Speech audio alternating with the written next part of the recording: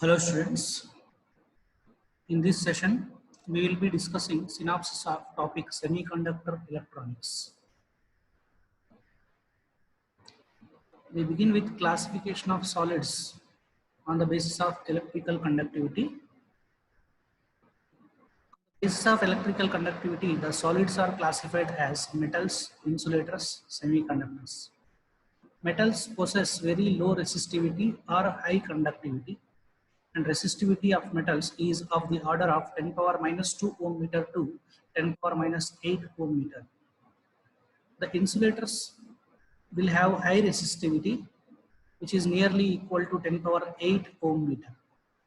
Semiconductors will have resistivity intermediate to metals and insulators, which will be ranging from 10 power 5 ohm meter to 10 power 0 ohm meter. Then, in semiconductors, there are two types of semiconductor available. One is elemental semiconductors like silicon and germanium. Another is compound semiconductors like cadmium sulfide, gallium arsenide, anthracene, polyaniline, etc. Then, electrical conduction in solids. In metallic conductors like aluminum, copper, etc., the outer orbit electrons or valence electrons are shared by all the atoms, and the metallic crystal can be visualized as positive inner pores embedded in a regular fashion in a sea of shared electrons. Such electrons are called free electrons. In insulators, the bounding situation is very much different. The outermost electrons remain bound to the parent atoms, almost at all temperatures, and very high energies are required for those electrons to break away. Thus, electrical conduction remains almost null or zero under moderate values of electric field. In semiconductors, on the contrary, at moderate temperatures, due to thermal excitations, the bonded electrons let themselves free and wander freely to give moderate values of conductivity. But at very low temperatures, that is nearly 0 Kelvin, the conductivity of semiconductors is zero. It means that semiconductors are the materials which behaves like conductors at moderate temperatures and behaves like insulators at a 0 Kelvin. Then, next, band theory of solids. The electrons in the inner orbit of atom are bounded with nucleus, so there is no change in their energy levels, but the electrons in the outer orbit are shared with the other atoms, so there is a change in their energy levels. Here we are saying no change and there is a change.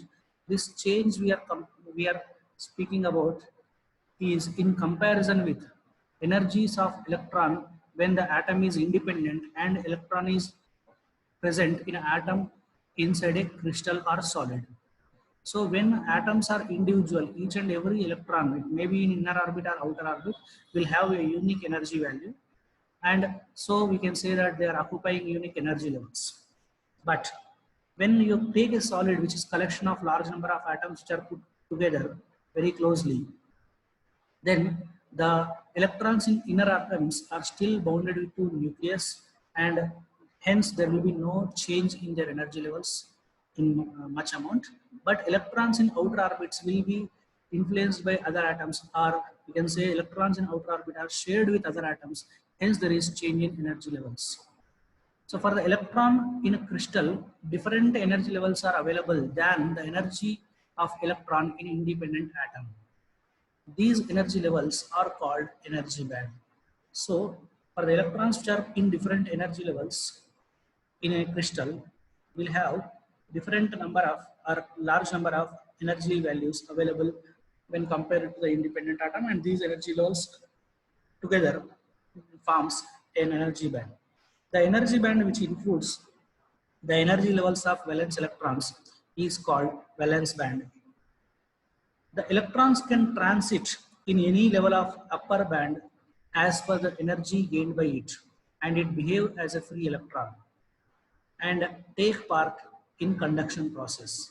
So here we are particularly speaking about electrons in valence band. So electrons in valence band can jump to any level in the upper band, upper energy level band, that it is an energy band above the valence band as per the energy given to them or as per the energy gained by them, and then they will behave like free electrons and they can participate in conduction process. So this bond, this energy band which is above the conduction, above the valence band is known as conduction band. So this upper band is called conduction band. Then the energy difference between minimum energy of conduction band and maximum energy of valence bands is called band gap. The band gap is represented by Eg. So this is the minimum energy required by an electron to jump from valence band to conduction band. It is a difference between the minimum energy in conduction band to conduction band and maximum energy in valence band. Then in the band gap region of energy, any energy level does not exist. It implies that electron cannot possess the energy in this region. This region is called forbidden gap. In semiconductors, the valence band is completely filled and the conduction band is completely empty at 0 Kelvin. Now, explanation of conductor, insulator and semiconductor based on band theory. The diagrams are showing the situations in 3 types of solids, that is how conduction band and valence band are arranged in all of them. The first diagram is referring to conductor, from which we can say that in conductor, conduction band and valence band superpose each other. There is no forbidden gap in conductors. So from this diagram, it is implying that there is no forbidden gap in conductors, but in reality, there are some solids, some conductors in which there will be a very small energy gap available, which can be such type of solids. In such type of solids, with a supply of very less energy, only electrons can jump from valence band and conduction takes place. And as a conductor shown here, if they are available, in this case, even no energy is required for the electrons to jump from valence band to conduction band. They can freely move from valence band to conduction band. Then, insulators, the second diagram referring to insulators. In this case, the energy gap between conduction band and valence band is greater than 3 electron volt. Greater than 3 electron volt. This is misprinted here, 3 electron volt. And to overcome this energy gap, electrons requires a very large energies, a very large energy gap. Sorry, a very large energies, or they should be reaching at very high temperature. Only at very high temperatures, electrons can jump from valence band to conduction band. So here they mentioned that the insulator like diamond has a forbidden gap of 6 electron volts. Then semiconductors. For semiconductors, energy gap would be less than that of insulators and more than that of conductors. So generally we say that energy gap in semiconductors is less than 3 electron volts. And at a temperature 0 Kelvin, conduction band is completely empty and valence band is completely full. Here, for example, in case of semiconductors, in silicon, the energy gap is of 1.1 electron volt. So in conductors, the conduction band and valence band are overlapping each other, or superposing each other, or else there will be a small separation between them, very small separation between them. In insulators, the conduction band and valence band are separated by very large gap. In semiconductors, the gap is small when compared to insulators and large when compared to conductors. Next, intrinsic semiconductors. As we know that silicon and germanium have 4 valence electrons. In its crystalline structure, every silicon or germanium share one of its 4 valence electrons with each of its neighbors. These shared electron pairs are referred to as forming a valence band, forming a covalent bond actually. And figure A shows 2-dimensional representation of silicon or germanium structure. It is an idealized picture with no bonds are broken. Such a situation arises at low temperatures. As temperature increases, thermal energy available to the electron helps them to break away, that is becoming free electron for conduction. Okay. So here I'd like to mention one thing in the beginning, that is intrinsic semiconductor. Intrinsic semiconductors are nothing but pure semiconductors. Intrinsic semiconductors are nothing but pure semiconductors. Semiconductors available in nature. Silicon and germanium are best examples for that. As shown in this diagram, each silicon and germanium atom which has 4 valence electrons. say let us consider this for convenience, has 4 valence electrons, and these electrons are shared by this atom with neighboring 4 silicon atoms, so that the covalent bonds will be formed by these shared electrons. And these bonds will be very strong at low temperatures, but at moderate temperatures such as room temperature, the electrons can gain energy and come out of this, like which is shown in this diagram. So here the vacancy is created now because of electron which is thermally generated due to the temperature change. So this vacancy is known as hole. This vacancy is known as hole, which will have effective positive charge. And this electron is now available for conduction. Then, and I also want to mention that in case of intrinsic semiconductor, always number of electrons which are available for conduction or number of free electrons is equal to number of holes formed. Then next, extrinsic semiconductors. When a small amount of suitable impurity, about 1 part per million, is added to a pure semiconductor, the resulting semiconductor is called extrinsic semiconductor, and addition of impurity atoms to pure semiconductor is called doping. By adding the pentavalent impurity, which is also called donor impurity, additional conduction electrons are created, while the dopant atoms themselves become ionized positive pores. By adding trivalent impurity, also called acceptor impurity, additional holes are created and acceptor atoms themselves become ionized negative pores. Okay, so extrinsic semiconductors are impure semiconductor. When pure semiconductors are added with impurities, these can be formed. And here, why these impurities should be added? That we need to mention. Since the conductivity of intrinsic semiconductors is due to both electrons and holes, when we apply electric field, there will be two kind of currents will be produced, that is hole current and electron current. The total current produced is sum of hole current and electron current, and this current is not useful for any practical applications for us. Hence, we try to increase the conductivity of these semiconductors, and one of the simple methods or one of the profitable methods to increase the conductivity of semiconductors is addition of impurities. And while addition of impurities also, we prefer the impurities which will not change the lattice structure much. Hence, we are going with the closest valency elements. That is, since germanium and silicon are having 4 valence, so we either take 5 valence elements or 3 valence elements. That is pentavalent or trivalent elements. Because of which, what happens, the lattice structure will not subject to a lot of change. But addition of these impurities will increase the conductivity by very large amount. So here, when you add the pentavalent impurities, that will be having 5 valence electrons, the 4 electrons will be fixed in covalent bonds and 1 electron is available for conduction even at low temperatures. Thus, the conductivity will be very largely improved. And then in this case, since this 1 electron is behaving like a free electron, the pentavalent atom which will be added will be behaving like ionized positive core or positive ion in another manner. And a trivalent atom, when is added to the lattice, for each atom added, 1 vacancy is found in the covalent bonds. That means 1 hole is available even at low temperatures when for each trivalent atom added, which also improves the conductivity significantly.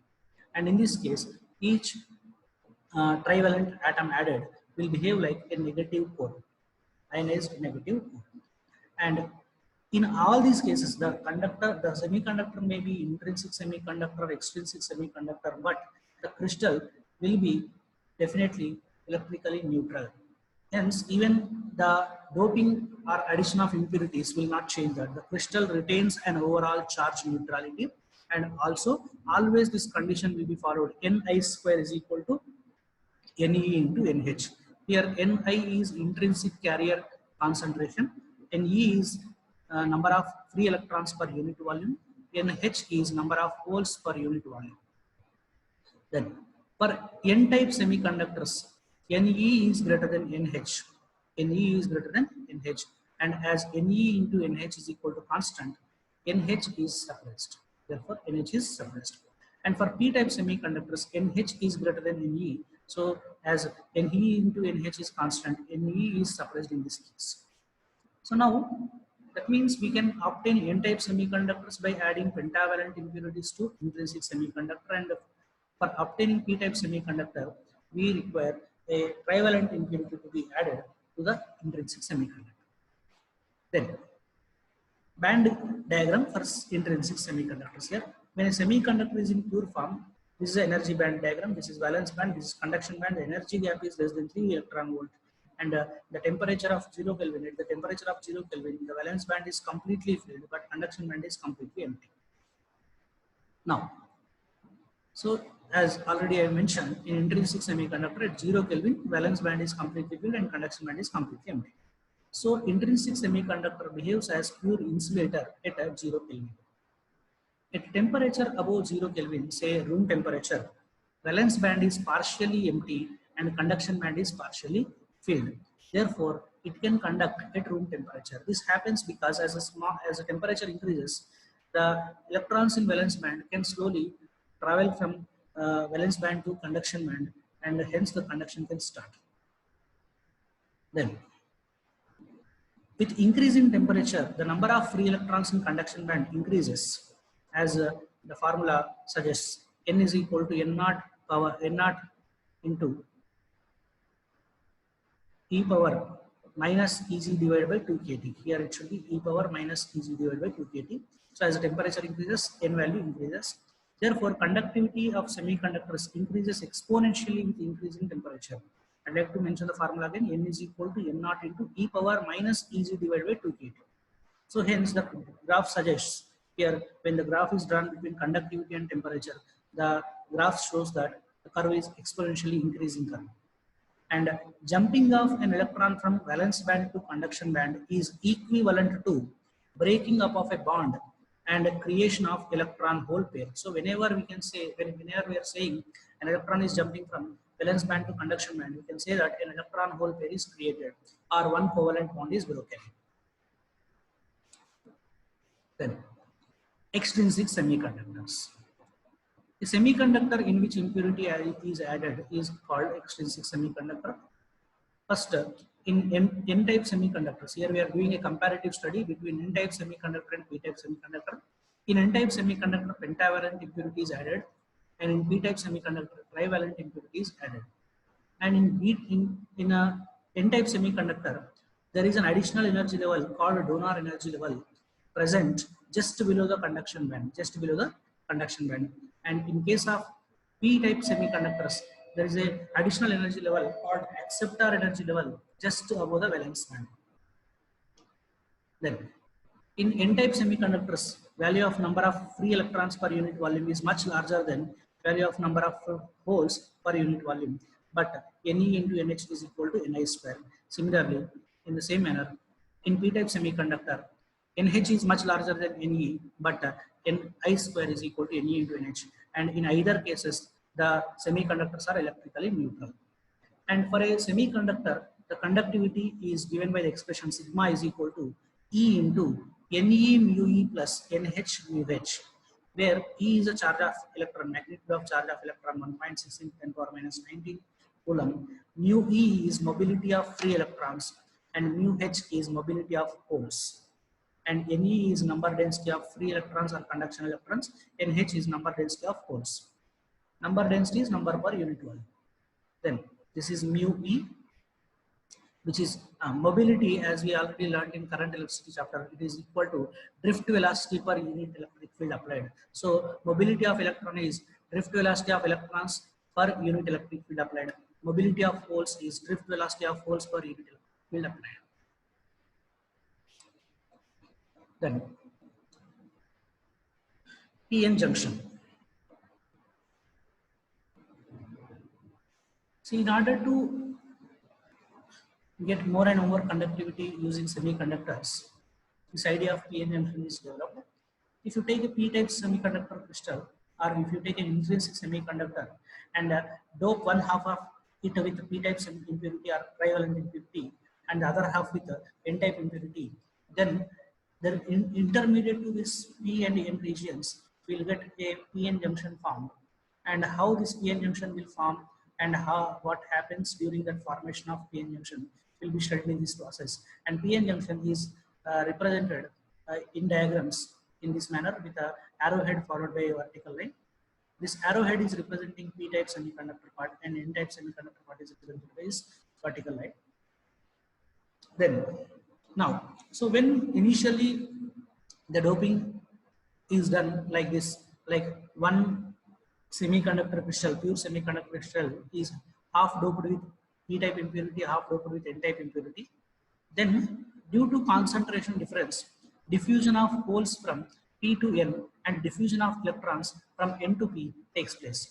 As we know that in P side electrons are less in number, on N side electrons are more in number, so electrons starts to diffuse towards P type. And in similar manner, since holes are in large number in P type and less number in N type, holes starts to diffuse towards N type. So now, because of this, P side will attain lower potential and N side will attain higher potential. And an electric field directed from N side to P side will be developed. Now, no free charge carriers are left in a small region near the junction. This is known as depletion layer. So here, what happens is, as these electrons and holes starts to diffuse, what happens? Firstly, near the intermediate region, the electrons and holes starts to move towards other regions, which leaves the immobile ions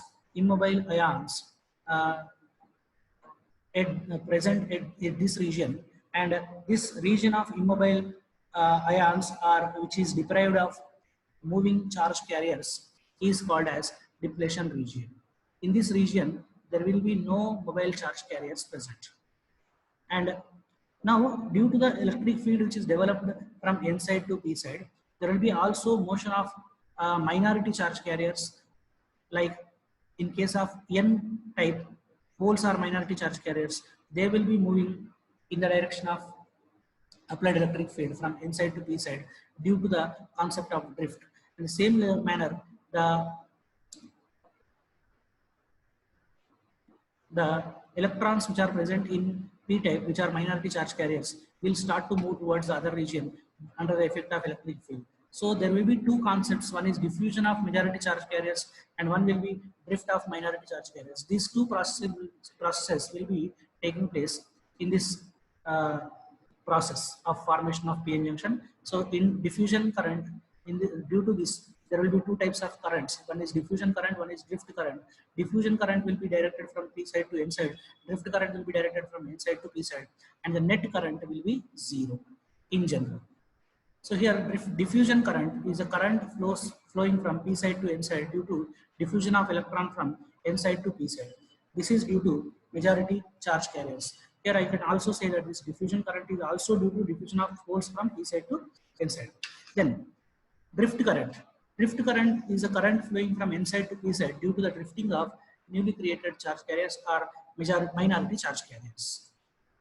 Then for an unbiased junction, for an unbiased PN junction, that means without any external voltage applied to the ends of this PN junction, then drift current and diffusion current will be equal, hence the net current will be zero. Then diffusion current increases with decrease in the strength of the electric field and vice versa. Drift current is fairly independent of electric field unless it is very, very strong. In this situation, the electric field may cause breaking up of bonds and a large amount of drift current flows in the current. This situation is called breakdown, and breakdown depends on doping. So when you are connecting the external source, then the electric field will be developed across the junction due to this source. So even though whatever be the electric field applied, the number of minority carriers will not be different, will not be much large. So hence, independent of this electric field applied, the drift current will be flowing. But if the electric field is very, very large, then this may break the bonds and large amount of drift currents can flow. The type of breakdown which occurs will depend on the doping level. The type of breakdowns are Ginor breakdown and avalanche breakdown. Ginor breakdown takes place when doping is very high, and avalanche breakdown takes place when doping is not very high. Then biasing of a PN junction. Forward bias. So in forward bias, the P side of PN junction is connected to positive terminal of the source and N side is connected to negative terminal. And in this case, as the electric field strength increases, the depletion region, the width of depletion layer decreases. And diffusion current will be greater than drift current. That means the applied electric field here encourages the diffusion of charge carriers from, majority charge carriers from one side to another side. That means holes start to move towards the N side and electrons start to move towards P side. Because of that, diffusion current will be very large compared to drift current, and the drift current is negligible when compared to diffusion current, we can say. And as the applied voltage increases, the thickness of depletion layer decreases, and PN junction offers low resistance in forward biasing. The current flowing will be in the order of milliampere. And in reverse bias, the connection will be that P type of the diode or P type of the PN junction is connected to here the connection is wrong, the diagram is wrong. Here the connection should be that the P type is connected to negative terminal and N type is connected to positive terminal. So please note that change in the diagram. In this case, what happens, due to the applied electric field, holes start to move away from the junction. Electrons will also start to move away from the junction. Hence, the depletion region will increase in its width. And in this case, due to the applied electric field, the minority charge carriers will get sufficient energies to overcome this large barrier and reach the other side. Hence, there will be drift current large amount when compared to diffusion current in this case. And in this case, as the applied field strength increases, the depletion layer width increases. And in this case, PN junction will offer a high resistance to the flow of current. And in this case, the current will be having a strength of some microampere. And the characteristic curve or VI characteristic curve for this PN junction diode is as shown in this diagram. In forward bias condition, initially there will be very small, there will be actually very small or no flow of current, but at a particular voltage the current starts to flow, and after that with small increase in voltage also a large increase in current will be seen, and there will be a linear variation between voltage and current after a particular voltage, which is known as knee voltage. And in this region, in this straight line region, if you take the slope of the curve, that will give us the dynamic resistance of the diode. Whereas in case of reverse bias, there will be almost practically independent current flowing for large values of applied voltage, and at one particular voltage breakdown will take place and sudden increase in current will take place even though there is a small change in voltage. And here it should not be treated as Zener voltage. This, if it is written as Zener voltage, this would become characteristic curve for Zener diode. It is simply breakdown voltage here, and where there will be no much change in case of Zener diode that we will discuss ahead. Types of PN junction diodes or types of junction diodes. First one is breakdown diode, or it is also known as Zener diode or avalanche diode. The circuit shows use of a breakdown diode. If the supplied voltage is more than breakdown voltage, the current through the diode may vary, but potential difference across it remains constant. Therefore, the output voltage is a regulated supply which does not vary for a range of load resistance RL. So here, if you connect the unregulated voltage supply that is fluctuating across the Zener diode will be heavily doped reverse biased diode, which will show this characteristic of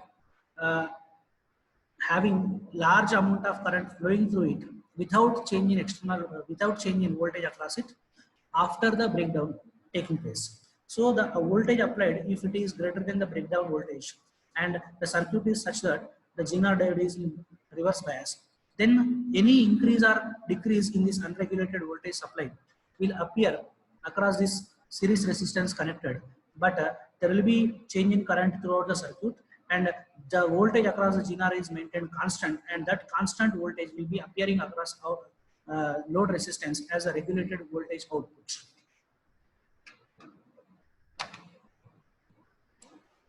Then next, photodiode. Photodiode is used in reverse bias. When a photodiode is illuminated with light photons having energy gap, which is h nu having energy h nu greater than or equal to Eg, it creates electron hole pair in the depletion region, causing an increase in drift current. That means photodiode operates in reverse bias and current flows through the photodiode when a photon of or when light of suitable frequency is incident on it. So it is used as a detector of light radiations. Then solar cell. It converts solar energy into electrical energy. No external voltage is applied here. An active junction area is kept large. The materials most commonly used for solar cell are silicon and gallium arsenide.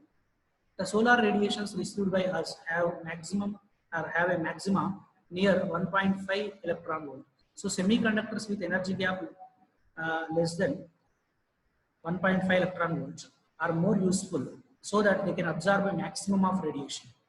Silicon has energy gap of order of 1.1 electron volt. Gallium arsenide has energy gap of nearly 1.5 electron volts. Gallium arsenide is better than silicon as its absorption coefficient is more. Right. So solar cell is a device which converts solar energy into electrical energy, and no external voltage is applied here when compared to other diodes like Zener diode and photodiode. And in this case, we will create the PN junction in such a way that the junction area is very large, and the materials which are used in manufacturing solar cell should have energy gap of less than 1.5 electron volt to give us a benefit of absorption of large amount of solar radiation around the maxima, which is 1.5 electron volt. So when you see the silicon and gallium arsenide materials which will be used frequently for solar cell fabrication, silicon has 1.1 electron volt band gap. Gallium arsenide has 1.5 energy gap, 1.5 electron volt energy gap. But the energy gap is not the only factor which will decide the material. The another important factor is absorption of light.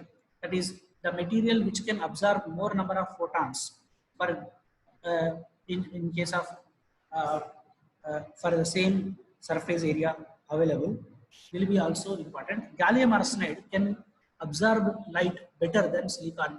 Hence, even though it has more band gap, the gallium arsenide is preferred over silicon for manufacturing solar cell. Then, light emitting diode. Light emitting diodes are used in forward bias, and they will emit the radiations by spontaneous emission when the breakdown takes place or when current flows to the diode. When electrons fall from higher to lower energy level containing holes, energy in the form of radiation is released. This is called radiative transition. So as we already learned in forward bias, electrons will move from N type to P type. So during this process, electrons are jumping from higher energy level to lower energy level. So due to that, if you carefully select the PN junction so that its energy gap is in the region of energy values of particular radiation, say visible radiation, infrared radiation, or ultraviolet radiation. So whenever forward bias action takes place, the corresponding radiations can be emitted from the diode. Such diode is known as light emitting diode. And here the diagram shows the symbols of each and every type of diode which we have discussed, or PN junction which we have discussed till PN junction diode, Zener diode, light emitting diode, photodiode, and solar cell. Here, if you see carefully, light emitting diode, for light emitting diode, we are clearly showing that light is coming out from the junction, and photodiode, for photodiode, it works when light of suitable frequency is incident. Hence, light is falling on the diode in this case. And in case of solar cell, the potential difference will be developed when light of suitable frequency is falling on the junction, hence this symbol. And here in this symbol, this jet-like structure is representing that it is a Zener diode. PN junction and Zener diode are almost having the same symbol except this. And this arrow in this PN junction is indicating the direction of conventional direction of conventional current. Next. Diode as a rectifier. So here earlier while discussing the PN junction in forward bias and reverse bias, we mentioned that in forward bias the diode will offer less resistance for current, and in reverse bias the diode will offer high resistance. in the forward bias, the diode will conduct current in the order of milliampere, and in the forward bias, sorry, in the reverse bias, the diode will conduct a current which is in the order of reverse, some microamperes, which is practically not useful. Hence, we can say that a PN junction diode will conduct only when it is forward biased. So this property is known as unidirectional property. This property is helpful for us in conversion of AC into DC. The devices which will convert AC into DC will be called as rectifiers. So in the rectifier circuits, PN junctions will play very important role. The following circuit is showing the half wave rectifier circuit, in which there will be a step down transformer uh, for whose primary and input AC, which is to be converted, is applied, and in the secondary circuit, or in the secondary coil free ends, for the secondary coil free ends, diode is connected through a load resistance as shown in the diagram, and across the terminals of this load resistance, output DC is obtained. So here, when input AC is in positive half cycle, this terminal of secondary behaves like positive, and this terminal will behave like negative. Hence, the diode behaves as forward bias diode, and it sends current through this load resistance, and hence output is obtained as shown in this diagram. And in case of negative half cycle of input AC, this end is behaving as negative and this end is behaving as positive. So the diode behaves to be reverse biased, hence no current flows through this load resistance, hence no output is obtained. This process will be repeated. This process will be repeated. Here, for every one cycle of AC input, we will get only one half cycle of DC. Hence, this circuit is known as half wave rectifier. And in this case, IRMS of the output is I naught by 2 and I mean is I naught by pi, and form factor, which is the ratio of IRMS to I mean, is equal to 1.57. And in this case, input frequency is always equal to output frequency is always equal to input frequency, and the maximum efficiency of this half wave rectifier is 40.6%.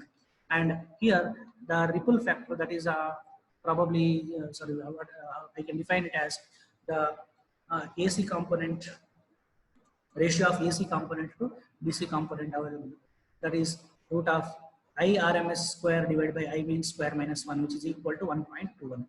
Anyhow, this is not much useful for us in our NEET and KCET examinations, only would be useful in JEE exams. Then, full wave rectifier. The following circuit shows full wave rectifier, in which we are using a center tap transformer, and the primary of this transformer will be connected to the input AC to be rectified, and there will be two diodes used in full wave rectifier. These are connected to both the ends of the secondary, and the P types of these diodes are connected to both ends of secondary, and N types are commonly connected to load resistance through the center tapping arrangement, and across this load resistance output is obtained. So now when input is in positive half cycle, this end of the secondary is positive, this end of the secondary is negative. So this diode is forward biased and this diode is reverse biased. So the current flows through this diode and gives an output after it flows through this RL from right to left, and hence an output is obtained. Then when the input is in negative half cycle, this part is negative, this part is positive. So this diode will behave like forward bias and this behaves like reverse bias, and hence current will be flowing through the circuit due to this diode, and it will flow from right to left again through this RL, and hence the output is obtained in this manner. So this will continue. So in this case, for both positive and negative half cycles of input, we are getting the rectifier output, and hence this circuit is known as full wave rectifier. And in this case, IRMS is equal to I naught by root 2, I mean is equal to 2 I naught by pi, and the output frequency is equal to twice the input frequency, and maximum efficiency of this rectifier is 81.2%, and ripple factor is 0.48. Then logic gates. Logic gates. So here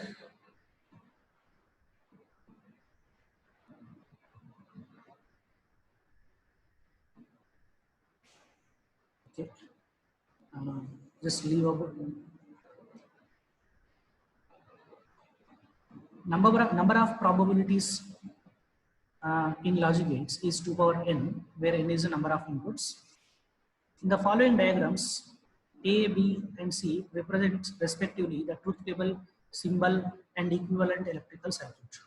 So for each gate, so here usually logic gates are the electronic circuits which will give output based on some logical relation between inputs. Means when inputs will follow some logical relationship, then only the output will be given out. So here first we study about OR gate, which will operate on the logical addition. So y is equal to a plus b is a Boolean equation or logic equation, and the truth table will show us the possible input combinations and output values.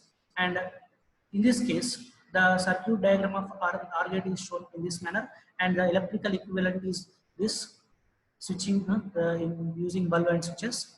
Here, if you see this truth table, it is very clear that only when both inputs are low, the output is low. Even if one of the inputs is high, the output is high in case of OR gate.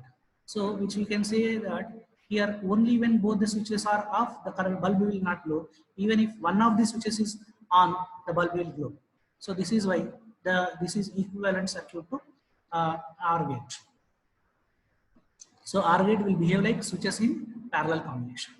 Then second gate is AND gate, which will operate on logical multiplication and is shown with dot symbol. So y is equal to a dot b is a logical equation of Boolean equation for this gate, and this is symbol for AND gate. And electrical equivalent diagram is this. It is equivalent to circuit with a series switches in series combination. And here from the truth table we can say here that the logic gate, that is the AND gate, will provide maximum output or high output only when both inputs are high. Even if one of the inputs is low, the output is low. That means in this case, even if one of the switches is open, the bulb will not glow. The bulb will glow only when both the switches are closed. Hence, it is indicating the operation of AND gate. Then NOT gate. NOT gate works on the process of works on the logical inversion. It has only one input and one output. Okay, the diagram is drawn around here. This should have only one input. If you see here, it would be correct diagram. Only one input and one output. So here it has one input and output is always opposite to the logical state of input. So if input is low, output is high. If input is high, output is low. So it will be electrical equivalent diagram would be like this. If switch is closed, then bulb will glow. If switch is open, bulb will glow. If switch is closed, bulb will not glow. Then NAND gate. NAND gate works on the NAND operation, which is shown as y is equal to a dot b bar. Using De Morgan laws, you can write this a dot b bar as a bar plus b bar. And the NAND gate is obtained by by connecting the output of AND gate to a NOT gate. And its circuit symbol is shown in this diagram.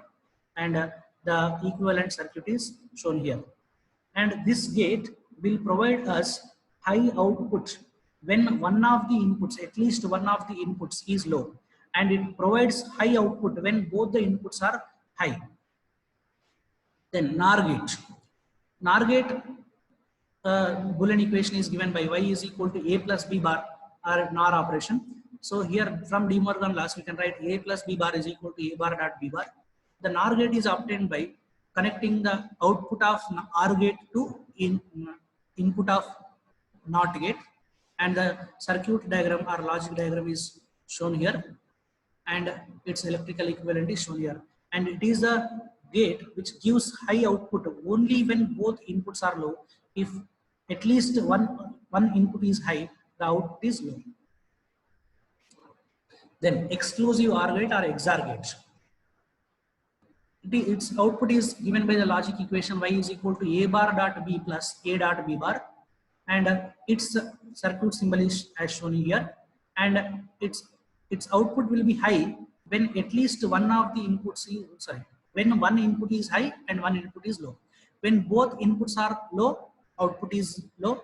When both inputs are high, output is low. Means both inputs should not have same logic state. One of them should be low, one of them should be high to provide high output. To provide high output in case of exclusive OR gate. And exclusive NOR gate or XNOR gate, it is a combination of XOR gate and NOT gate. Its circuit symbol is shown here, and its equation, Boolean equation, is given as y is equal to a bar dot b plus a dot b bar whole bar, which is equal to a bar dot b bar plus ab, or we can also write it as a bar plus b dot a plus b bar, and it will give exactly opposite output compared to XOR gate. The output is high when both the input states are of same type. Means when both inputs are low or when both inputs are high, the high output is obtained. When one of them is low, then there will be low output. Thank you, students.